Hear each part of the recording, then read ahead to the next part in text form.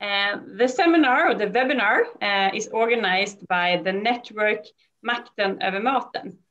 It's a farmer organizations, solidarity organizations, environmental organization, and human rights organizations working together for advocating for food sovereignty. Recently, we have been writing 2 debate articles. We have been looking into the pandemic, the COVID-19 and the effects of the pandemic on farmers around the world.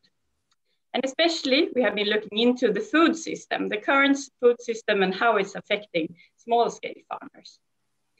I would like to start to introduce the panel that we have with us today. We have Gloria Imvaga. She's a policy advisor at the organization Afrika-grupperna. We also have Eva Jonsson. She is a board member of Nordbruk. And then we also have Elin Rydström, and she's a small-scale farmer from Stockholm. I'm Cecilia Abrahamsson, and I will be the moderator of this webinar, and I work at Afrika-grupperna. A recorded version of this webinar will be available for you to see afterwards. But I would also like to start to welcome you to feel free to ask any comments or questions during the seminar. You can just write comments in the event or where you are watching it now, and then we will try to lift it up to the panel. So please share your thoughts and comments during the seminar. So I would like to start to ask a question to Gloria. Can you just give a brief reflection and introduction to what we mean with a food system, and especially what it involves and how it is to be a small-scale farmer globally today? Yes, thank you, Cecilia. Can you hear me? Yeah. Yes, we can hear you. Yes. So when we talk about the food system, generally we look at the basic stuff that is defined by FAO and other institutions in terms of the production, processing, distribution, and consumption. So basically it's how food is produced to the point that you actually can eat it. And normally all this in the food production process, the system itself requires a lot of resources, and not only just human resources, but also nature.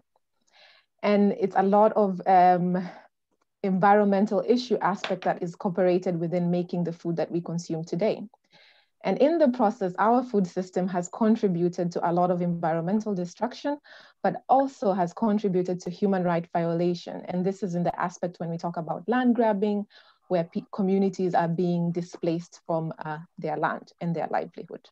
But also climate change, and this is very relevant towards the IPCC reporting on how much agriculture itself contributes to the greenhouse gas emission.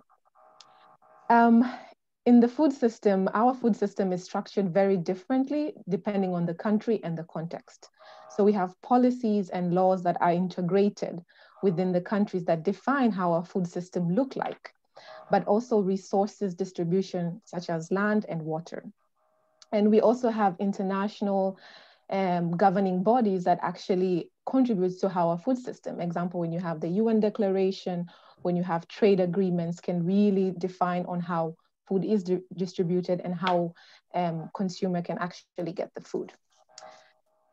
Our food system generally now is very vulnerable, and this is very evident from the COVID. You could see how farmers have been impacted and how they have been excluded in terms of subsidies or benefiting from the process. Generally, our food system should be more nutritious, it should be safe and sustainable. Sustainable in terms of the environment, sustainable also to human. And that's why we say in order to actually, currently we really need to change our food system, and in order for it to be sustainable, one of the ways to ensure this is through food sovereignty. And food sovereignty, basically, it's a political framework that actually says that the people who produce, distribute, and consume food should control the mechanism and policies of food production and distribution rather than multinational corporation. And this is a notion that came from a lot of activism from the La Via Campesina and Nordbrook will speak a little bit more on that aspect as well. But in generally, food sovereignty governs that there should be a more agroecological method in producing our food. And that's the way we could actually transform our food, is through food sovereignty and agroecology. And just a little bit about what it is like to be a small-scale farmer. I'll give a reflection more within a context of Sub-Saharan Africa and in some countries within Latin America. Being a small-scale farmer is seen to be a lot of work, but it's only because of the infrastructure and the policy that doesn't actually favor small-scale farmers. Most of the policies and benefits that, such as subsidies, such as laws and regulation, trade agreements, tend to favor more large-scale agriculture, which is governed by monoculture and lacks biodiversity. I will just pause there. Yes. Thank you, Gloria. I think it was a really good introduction, both to the food system and also explaining what we mean with food sovereignty, because we're going to come back to that also during the seminar. Eva, you are a member of Nordbruk, and you are working within Sweden for small-scale farmers in Sweden. And recently, the network Makten över maten have been writing 2 debate articles highlighting the situation, especially for farmers in Sweden. But can you please give a brief background on the food system in Sweden and how it has developed during the last decades? Yeah, we had over 90% self-sufficient. So, Eva, we can't really hear you. Can you try to speak a bit louder? Yeah. Can you hear me now? Yes. Yeah. Before 1990, we had over 90% self-sufficient rate in Sweden. And in 1985, we joined the European Union, and that was a damage for the food system in Sweden, because EU include free trade and also a lot of investment rules. That the result of both those together is that land can be purchased as an investment object without connection to production of food or timber. Yeah, sorry to interrupt, but can you speak a bit louder? I can speak. Or closer to the mic so we can hear you. Do I need to repeat or? No, you don't have to repeat, but just to because we can't really hear you, or if you can use the microphone or headphones.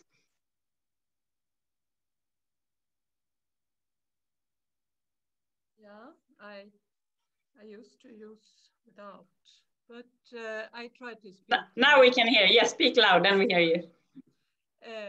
Yeah. Before 1985, we had a very responsible management of natural resources in Sweden. It was about the water power stations, the water, the forest, and the farmland. It was possible to get money back to the countryside. Now this free trade thing and the investment rules makes it easy to purchase land even though you are not a producer. So then there is very difficult for the farm to become a farmer in Sweden because the land is so expensive. And also the free trade that makes the products very cheap, and then the farmers and the forestry doesn't give any money back to those who produce the products. So, and the network Makten över maten would like to lift the farmer's perspective, because that is the most important part for us all to have a healthy food and a sustainable future. Today we are losing a lot of farmers because agribusiness company want us to get food from bigger and bigger farms. And the big farms are not sustainable because of a lot of energy loss in transportation and uses of high tech and electricity and big machine parks. For example, in Färila, a small village in Sweden, there is a farm that has 3,000 milk cows, and that is causing that there is few farmers around that farm. So it's much more sustainable to have small scale farms all around Sweden. And also today, for example, we have a big company, Arla, that sets up rules to get rid of small scale farmers. That is that should not be allowed, or that needs to be changed. Yeah, farms. Can you, Eva, just for everyone listening now, how many are small-scale farmers in Sweden today? Do you have any figures on that? No, I don't have a number of them, but they are decreasing every year. Every year. Mm. And you were mentioning some companies that also makes it harder for small scale farmers to sell their products. Yes. Yeah. There is they need to invest a lot of money in their farms to be allowed to produce or to deliver to the Arla. Thank you, Eva. I think now we move on to Elin. You are a small-scale farmer yourself. Can you tell us a bit how it is to be a small-scale farmer in Sweden? And from your perspective, producing food, how is the current food system? I mean, how does it affect you and your daily job? Well, in one way, you could say it's nice to be a small-scale farmer. It's nice with all the works and like that, but it's also, of course, a lot of paperwork and administration, and if you're a small farmer, you have to do everything yourself. You both have to tend to the cows and do all this paper exercise, and you don't have a lot of employees to do this. It's a lot of work, of course, but it's the work in itself on the farm is nice. But as Eva told, it's there are the farms are getting bigger and bigger, and also, like most farmers, sell their products to big cooperatives, and of course there are less and less processing factories, and they are getting bigger, so the food has to be transported for longer distances, and of course, then they want us to produce more because it should be more profitable, and we have to have bigger volumes, and we must fill up a lot of demands, and it can be hard for small to produce. When you're in the system like we are and deliver milk, they don't kick us out, but if I would start today with this amount of cows, I would not be let in. So it's hard to start. You only have this volume. I would not just point out one company who's the big bad guy, because it's the same with all of these dairy companies. Before, Arla had an obligation to take all the small ones, but no other dairy had this obligation. But now they don't have the obligation anymore, and it's just the Swedish state to say now you can do as you want, like the other did. Now they cannot take us anymore, so the small ones. So this is a problem, of course, you could say. Did that change? Yeah, it was a change there. But when it changed? How many years ago? very recently, actually. It was I was surprised. I heard about it last year, and I don't really know when, but it's very recently. We had this, yeah, it was a law who changed. So Arla is actually not the biggest dairy company in Sweden. It's actually Skåne Mejerier. They are small in Sweden, but they are owned by a much bigger company. Yeah, so it's, I will not point out one, but we need a lot of things to make small scale farmers that they will be able to continue, and for more to come. We might need a much smaller, like small scale processing industry to be able to let us continue. Yeah, I don't know if that was the answer. Yeah, but thank you, Elin. We are going to come back also to your experience working as a small scale farmer. But before that, we also have a video from Asma Yusuf from India. She's a member of Ladakh Ecological and Development Group. So I would like to ask Axel from ABF to help us to screen the video, and she will share her experience and the situation in India today.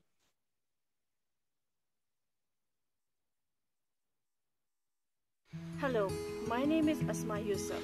I live in Ladakh, a cold desert, and beautiful mountains surrounding me.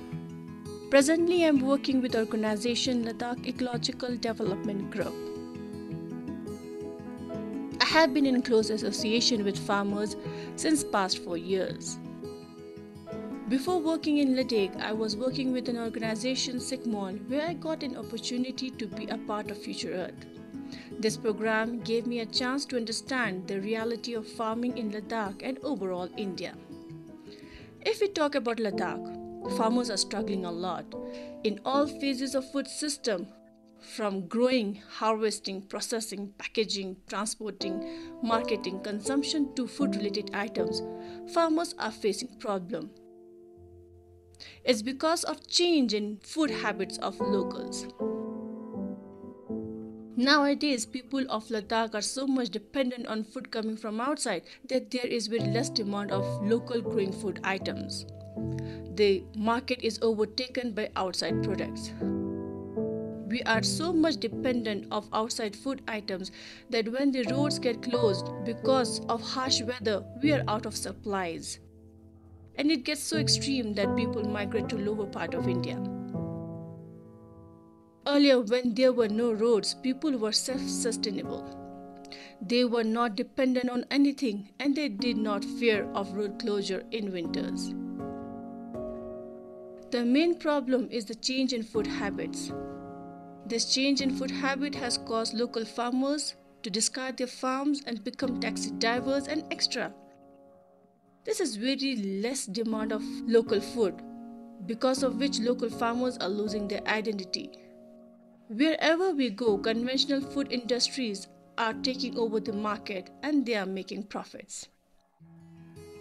Present food system can only be changed by reviving local food culture, which is much sustainable. A circular economy is required to minimize the exploitation of the farmers. The changes should be taken on all levels, from government to consumers, such as providing a good market for local products and making local food as one of our main food eating habits. At the end, I would say sustainable living is only a solution to the present food system.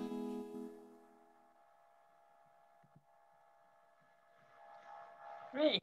I will say thank you, Asma. She's not with us here, but it was a very good video showing the situation. And Eva, I would like to ask you, Asma was ending the video saying that sustainable living is the only solution to the present food system. What is your reflection on that? And what is your reflection on what she said in the video?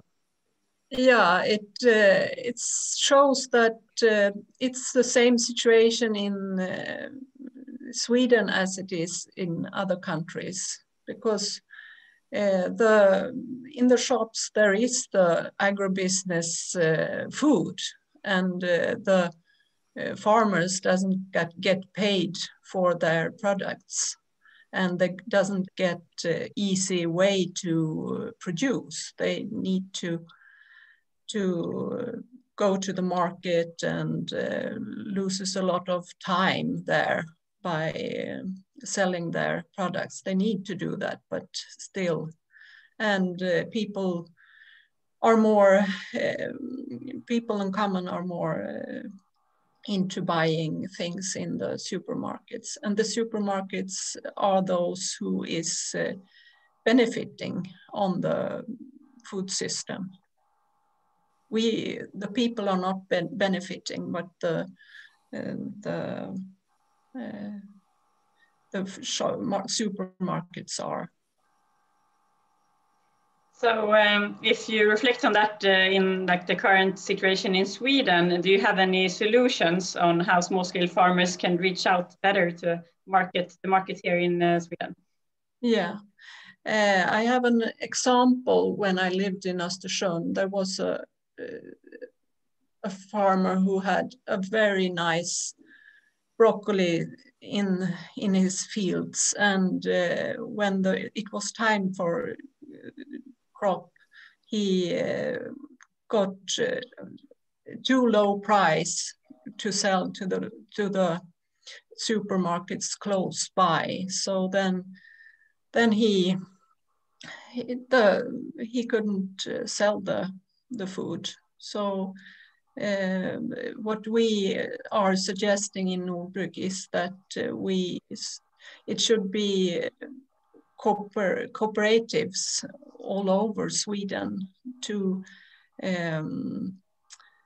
make it easier for the farmers to produce food and to deliver them, so that they can concentrate on the food production instead of being salesmen or shopkeepers. And this thing in Sweden is that we are so sparsely populated in this country, and we have farmland all over Sweden. It is such a good country for farming. And for example, in the north of Sweden, we have sun all summer, all day long. So it's very good conditions, and we think that that it needs to be build up this type of cooperatives, and that from those maybe we can have one cooperative in each region in Sweden, in varje län, and that from that cooperatives then food can be bought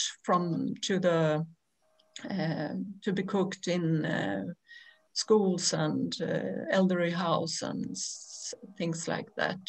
We had a conference called Naturbrukskonferensen, where we discussed this with cooperatives, and we will continue to discuss it together with all the other small-scale farmers organizations. And we have those Reko rings and small marketplaces for the farmers, but it is good when it's close to the big cities. Then it's functioning. But I don't think that we can have small-scale farms in all over Sweden without having a food system that function for everyone.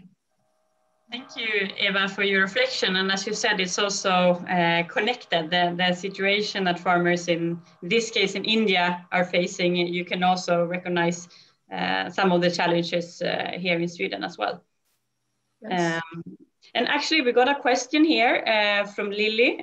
She is wondering what is considered as a small-scale farm. So, Elin, I think I will ask you that question. What is considered a small-scale farmer or a small-scale farm today? Well, it's relative. So I think if I'm called small-scale in Sweden today, I would be large-scale in other parts of the world. So it's not. It's not an easy answer. Different things, yeah. Mm. But if I ask Gloria, a small scale farmer in Southern Africa, or a small scale farm. Yeah, more or less like what Ellen said, it's always relative to the size of the land. So in different countries, they already state like what is considered as a small scale farmer in the region. And for example, in Sub-Saharan Africa, the countries would consider less than 2 hectares. It's considered a small scale farm, but that could also be different depending on the population increase and how many people own land. And also small scale farm has started to change when it comes to globalization and land grabbing, which it makes like farmers having less and less land to actually operate. So it's always relative towards the land that you own compared to the big corporation, how much they own, or large scale farmers, but it's also a little bit about how you produce your food can also state if you're a small scale farmer or if you're a large scale farmer. Thank you. I hope that was clear to Lily. Otherwise, you can ask another question. We also got another question here. Someone is asking, don't you think these cooperatives will take an advantage of farmers and make the biggest profit? I think that is the question for you, Eva. If big companies you were mentioning it a bit, but. Yeah, I mean, it should not be, it shall be getting high income for the farmers. It should not be as it is those big cooperatives we have. It should not. It should be well paid to sell food to the cooperative. Mm. Mm. Can you give an example? Are there any, like you mentioned some few initiatives earlier, but do you have any other like examples that are good, like supporting small scale farmers today in Sweden? Yeah, there is a few cooperatives around, and I can give the name of them later on. But as we see it, we need to be more together to build this up in the whole of the country. Otherwise, it won't give an effect. No. Thank you, Eva. We also got another question from Anna. What criteria would an ideal sustainable food system include? I think I will ask that question to you, Gloria, because you were introducing this seminar talking a bit about food system. So can you share some criteria for a sustainable food system? Yes. I think that first of all, like the criteria can differ depending on the context, because we work in different contexts, but also farmers produce food in different contexts. So we have to be aware of in terms of like the laws and the regulations, also patriarchy as a norm, how it includes and excludes women, but also population growth, resources, and etc. So context is very relative in actually finding the solution. But also a sustainable food system should be governed more by food sovereignty rather than food security. So it shouldn't look at food as just as a commodity, but more as a human right, that you have the right to a sustainable food and not just accessing any kind of food. So I think that according to our partners within Sub-Saharan Africa and also La Via Campesina and different peasant movement, they govern food.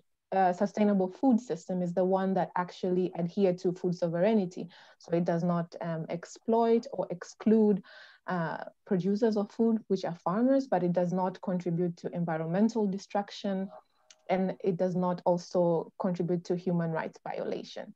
That's why we advocate for agroecology, where it will also protect the biodiversity, but also save the biodiversity and combat climate change, because we see a lot of greenhouse gas emission that comes from agriculture.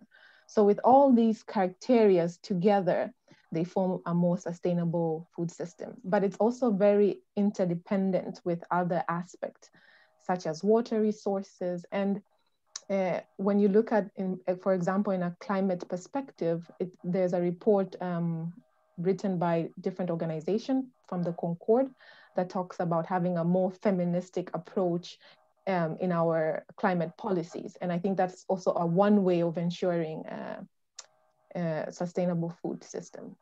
Mm. Thank you. And I can also, we're also going to share some of our reports in the comments. So if you would like to read more about the sustainable food system or food sovereignty, then you can read our reports. Now we got a question to Eva. You talked about Arla and that Arla is setting rules to get rid of small-scale farmers. Can you explain that further? It needs to be changed in what way? It's a question from Linnea. And I think, Elin, you were a bit like describing that it has been a law change recently. But this question is to you, Eva. Was it anything more specific than this law change? Yeah, I mean, we need another, we can't have this big companies that puts up rules so that the farming is not possible anymore. I don't know exactly how we should stop this, but it is needed a change. Mm. It is, as I've said before, it is this free trade and this investment rules that gives the biggest problems in the food system, and that needs a system change. Mm. That is big for. And we need also the citizen in Sweden to promote the farmers. Mm. Yeah. Thank you, Eva. We got a question from Camilla also asking how many food cooperatives are there in Sweden today? Elin, can you answer that question? Do you know? I don't know. You have all the big dairies, of course, and the slaughterhouses and the mills, Lantmännen, and yeah, I don't know. 20? I don't know. It's just a guess. Yeah, we have to come back to that, I guess. Yeah. There are many. Are they increasing in numbers or decreasing? I mean, no, they are decreasing, of course. There are less and less dairy cooperatives, for example, and less milk. Yeah, they are decreasing. There are less cooperatives. We also got a question here talking about what we as citizens can do to influence our governments to help to create a supporting system for local farmers. Gloria, what do you think we can do? You talked a bit about the network and the network's role in advocating for food sovereignty, but as a citizen, what can you do? I think that the first and foremost is like giving the farmers their voices. So also listening to the farmers and what the farmers within your community see that is relevant, especially small scale farmers. And also through that, you could also influence by sending in towards the politicians what should be done and what is needed within the community. But also supporting the local businesses in terms of like local markets, as Ellen was talking about, buying from them, because buying from them makes it possible for them to continue producing the food.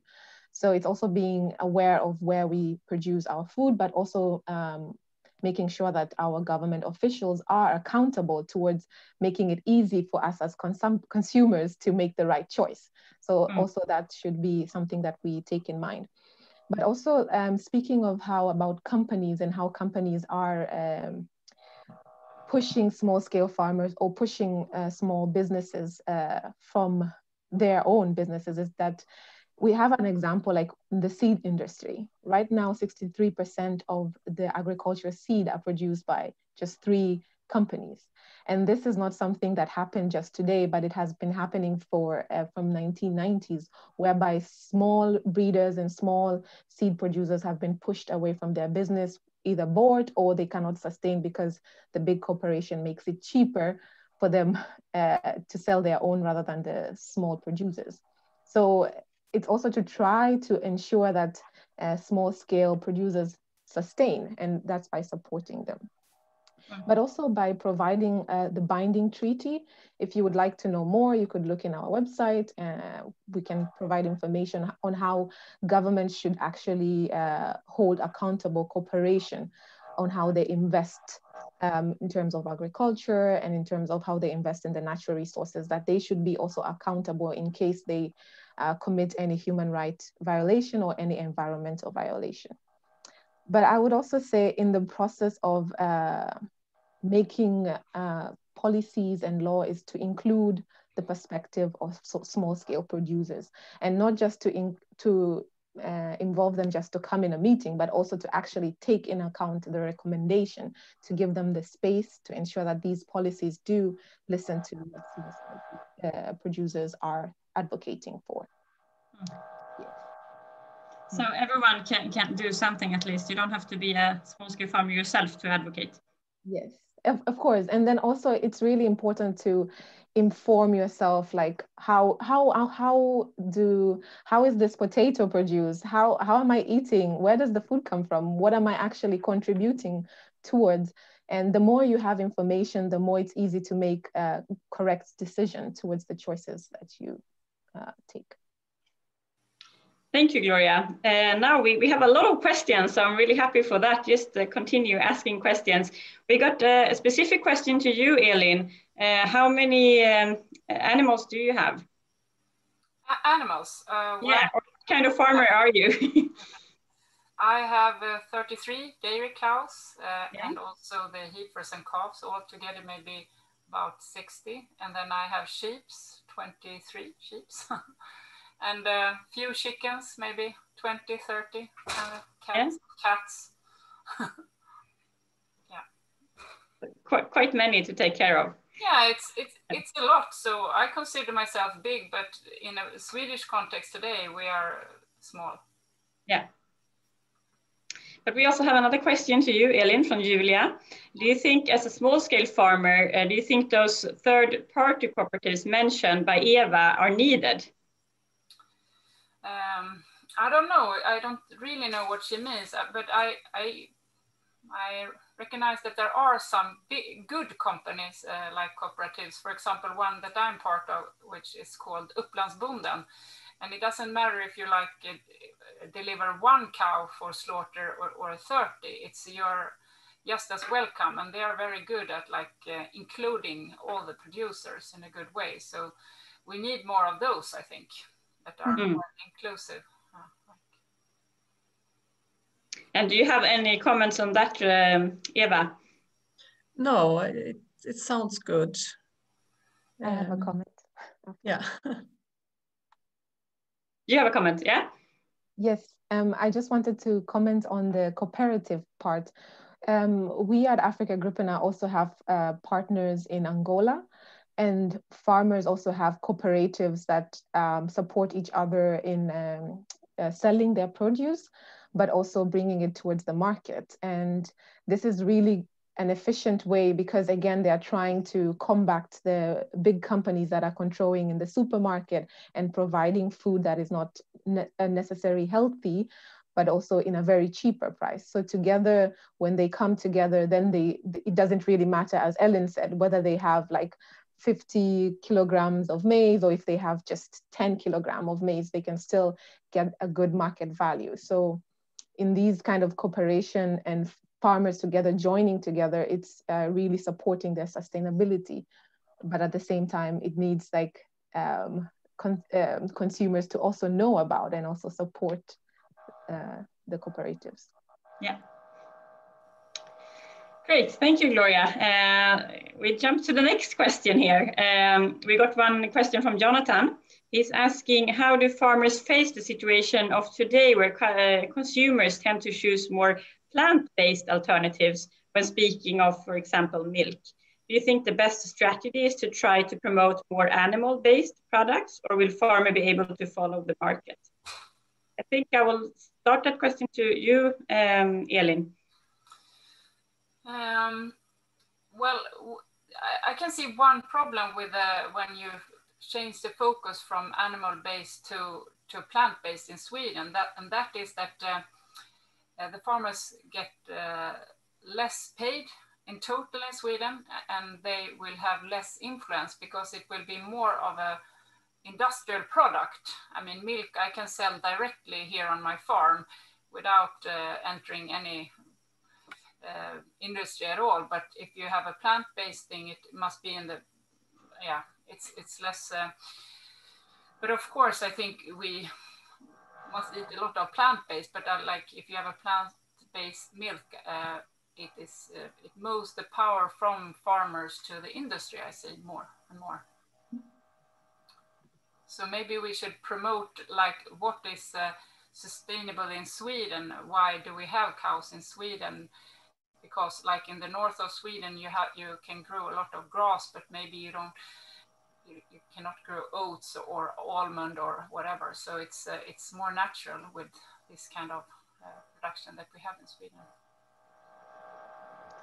And Gloria, your perspective is more on farmers from Southern Africa or active in Southern Africa. Can you give a reflection on that? Now we have talked a lot about the Swedish food system. We were also talking a bit about the situation in India. And you have been mentioning also a bit, but do you have any more reflections on the structures and also this question also on plant-based and the producing, I mean, the demands from the consumers also? How is the situation in Southern Africa? The situation basically, it kind of differs in which country you actually talk about within Southern Africa. For example, if you talk about South Africa, then they have more of a very industrial, large-scale production of food. So, and they are one of the countries that actually support GMOs and has a different regulation when it comes to agriculture. So there will be a lot of meat production in an industrial way. And if you talk about countries like Mozambique, like Angola, like Tanzania, then you would talk about more producing plant-based and animal in like grazing. So the consumption is more like you would consume what is grazed, and it depends on a season, and it depends on its specific communities that actually majority own, like if it's animal. So I would say it's a balance between consuming meat and consuming plant. And that is not yet a discussion on like, oh, we have to really have more plant-based because the animals are more grazed openly. The question is more in terms of how to protect local markets, because then you have import of goods that comes in that are very cheap compared to the local production. And then also farmers have to go through this chain that I talked about, the food system, that they have to produce, and then they have to transport their food. And in the process of transporting, there's food loss. Either it doesn't reach the market because it's damaged, but then once it's also reached the market, then you have the retailers maybe giving a lower price because they get import of goods that are cheaper. So it's more relevant for protecting the local markets against big companies in the food system. Yes, in that aspect, I can say. Thank you. And how is the situation with the access to land for especially female small-scale farmers in Southern Africa? I will come back and ask that question also to you, Elin and Eva in Sweden, I mean, how the access to land is. But can you just give a brief background to that, Gloria, as well? Yeah, so in general, as I think most of us would agree on, is that when it comes to a gender perspective of rights between men and women, it's more likely that women face the challenge of accessing rights, whether it's right to food, whether it's right to land, whether it's right to sexual rights. So in this process, like the patriarchal norms actually are very reflective on how your land, how your right as a woman in terms of land, what is your limitation? So that will be different in Sweden and in Sub-Saharan Africa. And then in most of the countries within Sub-Saharan Africa, due to patriarchal norms that are in different levels, it makes it difficult for women to have a security to land, but also ownership of land. And sometimes in some places you would find women only own land through a male counterpart. So it can be a father, it can be an uncle, it can be a brother. And in some areas, despite that the laws state you have the right to land, but when it comes to accessing security, such as divorces or having just your own right to decide how your land is, it's a challenge. And this is also amplified when it comes to climate change, due to climate change, where you have land that you cannot produce anymore, but also land grabbing, where you have multinational corporation taking out huge sum of fertile land from different communities. And also, I would say that in this process that you could also connect women's land rights with actually food production, in terms of how, because you need land to produce. And if you don't have security of that land, then it means you cannot produce long-time crops and you wouldn't be able to diversify efficiently. And then just to comment on like women aspect is also that we at Africa Agripina talks about like ensuring women participation in the process in accessing natural resources, because they are the main producers of food within Sub-Saharan Africa, but also they are the protectors of seeds. So we talk about on the aspect of exchange and saving seed, and these are more indigenous seeds that are being distributed from generation to generation.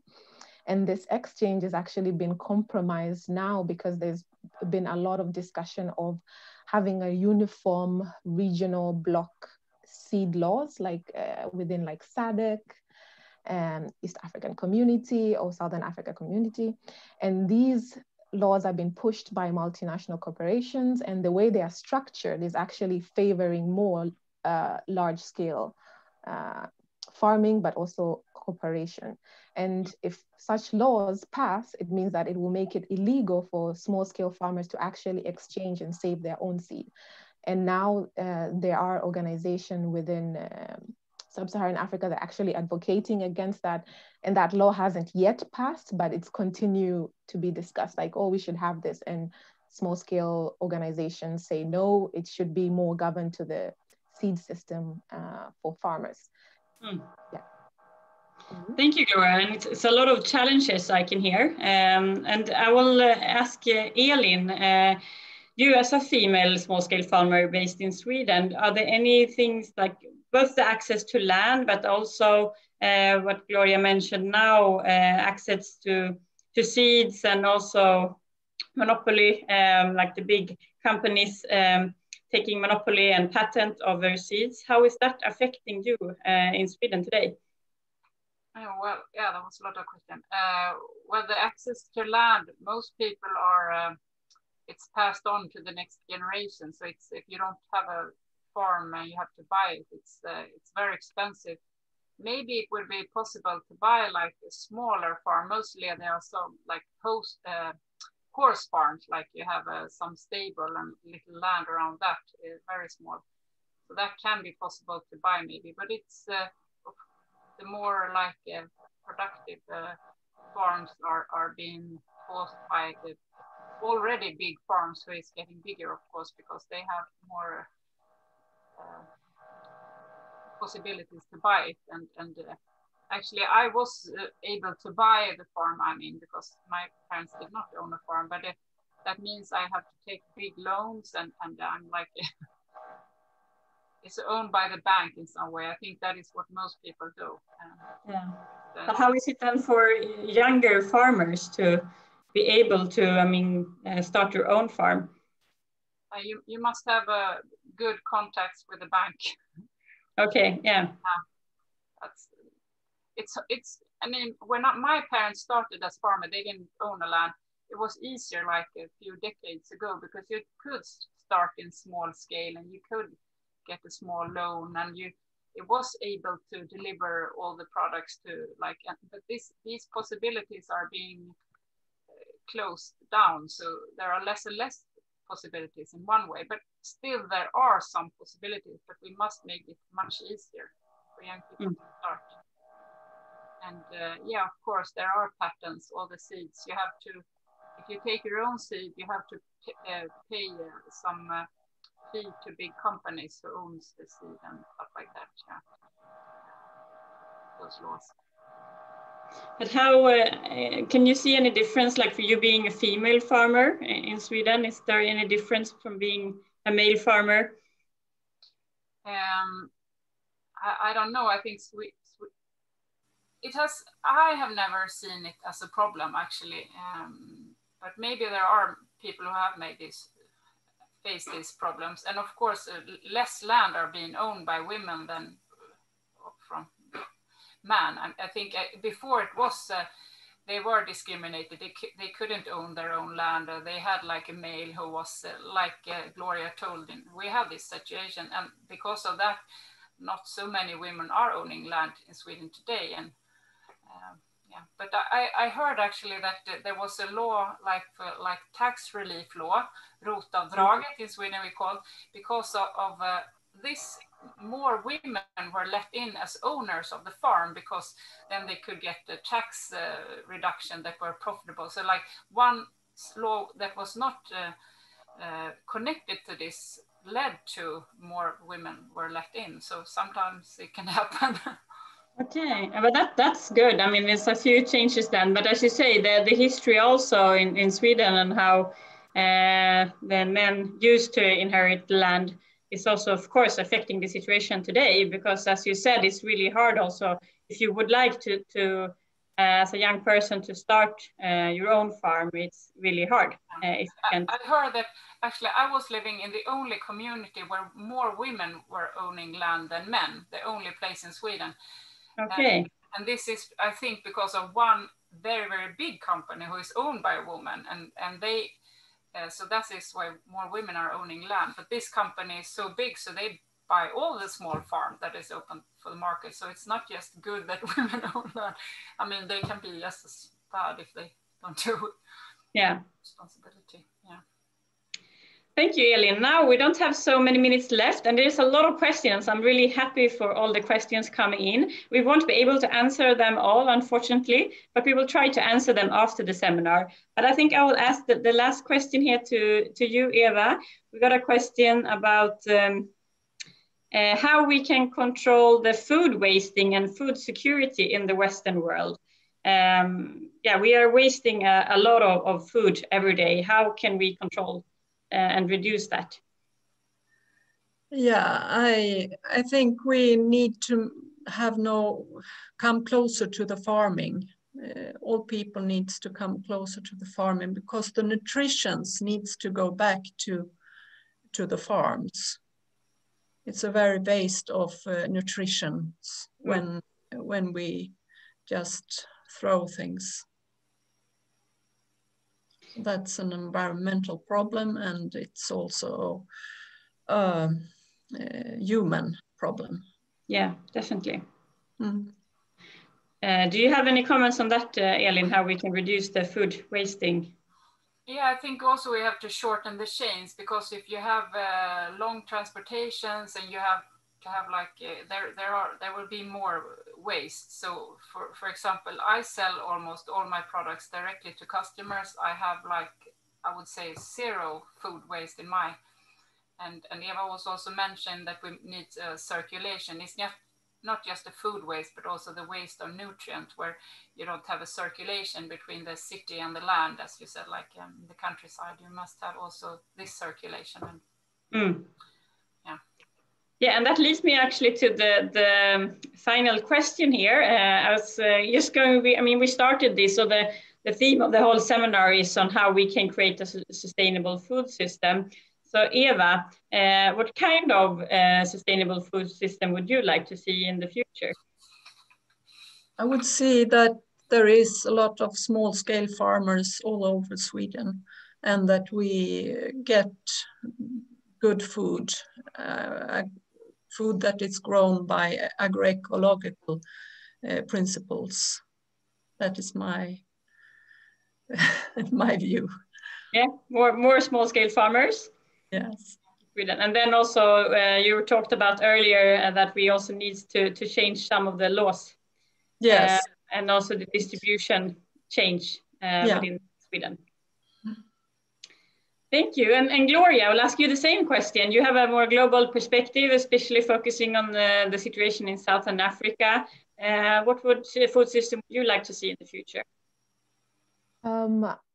just like to add towards Eva exactly what she said in terms of more inclusiveness of small-scale farmers and taking local knowledge and cooperating that with our research as well.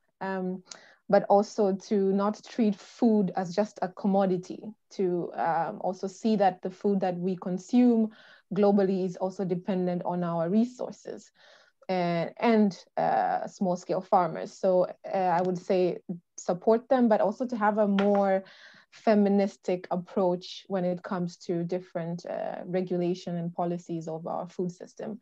And ecofeminism is one way of looking at it. African feminism is also another way of looking at it. So it's very contextual, and I think it's good to involve women in the process because according to FAO is that if more women actually have access to natural resources for food production, it will reduce around 150 million people out of hunger and malnutrition. So it shows that we should also incorporate that with the different policies and trade agreements that we as different countries do together. So that's also in the EU level as well. Definitely. And we were talking a bit about what you can do as a citizen. Do you have any tips like now to the ones who are listening to us today? What can they do? I think that first, like on top of my mind is that during summer, try to grow your own food. Yeah. Well, not all the food, but try to grow even a tomato or a paprika, just to see how much resources and time and effort takes to produce food, but also to send in letters and recommendations to our politicians on how they can actually support more of our community. And also in terms of the international level, is that's also pushing for the implementation of the UN Declaration for Peasants and people working in rural areas. We know that Sweden voted no for this, but this could actually change in the future if more people see it relevant. So that, and also supporting a more sustainable kind of food production that is possible within your reach. Yeah. Yes. Great. That was a lot of good tips. Then Elin, do you have anything else to add on? What kind of sustainable food system would you like to see in the future? And also, if you look into your own farm, I mean, how will the situation be the coming 10 to 20 years and for you and other small-scale farmers in Sweden? Yeah, I hope that the small-scale farms are recognized as important as they are. For example, for the biodiversity and for the gastronomic diversity, and that we need lots of small-scale farmers for like a social and cultural strong network on the countryside. And yeah, so we have to make some make it easier to establish more small-scale processing places and make the legal framework. Yeah, I mean, before politics were gave small scale disfavors, and now the market is doing it. So you have to understand how important they are for a lot of the human values, and also our survival here. Yeah. And do you have any last tips for the ones listening to us now? Gloria mentioned a few, but do you have anything else that you would like to? Yeah, in the short-term perspective, you can buy your food from local food markets and Reko-ringar and farm shops and stuff like that. But when you go also to the big supermarkets, you can ask them to buy from smaller producers, and you can also write letters. Actually, we have a network is in Swedish is called Stor nog, which is big enough. And we have these letters that are pre-written that you can send to your local politician and say you have to promote the small-scale farms, for example. You can join this network. Thank you. We can share that link also in the comments, so all of you can join if you want to. Yeah. Thank you so much. Now it's already 1, and I think this hour went really quick. It was so interesting, and it was so many questions coming in from all of you listening. And as I said earlier, unfortunately we didn't manage to answer all of them, but we will try to answer them after this seminar. But if you're interested to learn more, please visit some of our websites. All organizations in the network have been producing a lot of reports and articles on the food system and food sovereignty. So we will share some of the reports and the links in the comments. And also please feel free to contact any of the organizations behind the network if you would like to get involved yourself as a member, or if you would like to support with some donation or something, you can just join as you would like to. Or if you are a small-scale farmer yourself, Nordbruk is there also. And then if you have any questions more to Elin, you also have your own website, so you can contact her. So with that, I would like to thank Gloria, Eva, and Elin for taking your time and sharing your experience and knowledge to all of us. And thank you to everyone listening today. Thank you. Thank you. Bye-bye.